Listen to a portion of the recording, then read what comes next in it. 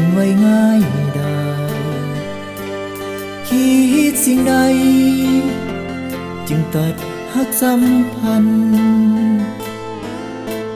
เคยบอกด้วยใจจะหักมันซื่อตรงต่อกันบ่นาน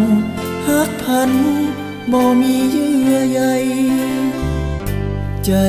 ของคนเปลี่ยนไว้ง่ายดีหากที่มีอยู่ๆก็หายไปลืมหมดแล้วลืมหมดหรือใด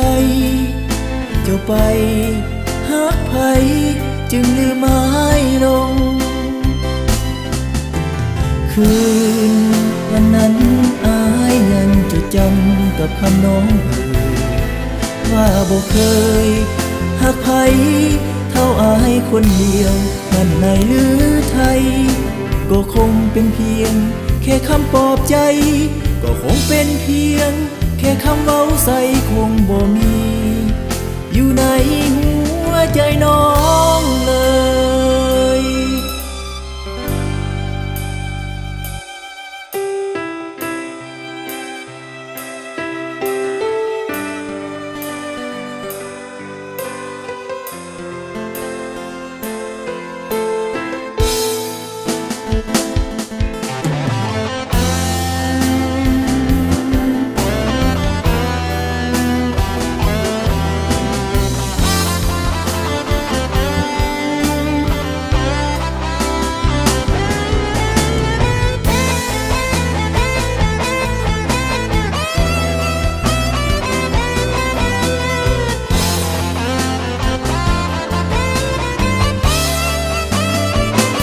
ใจ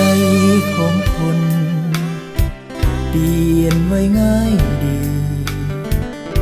หากที่มีอยู่ๆก็หายไปลืมหมดแล้วลืมหมดหรือใดเจ้าไปหักไผ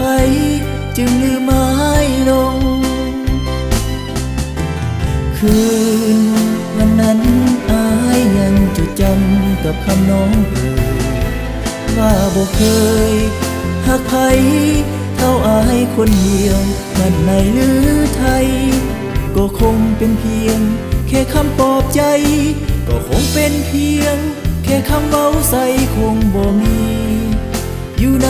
หัวใจน้องเลย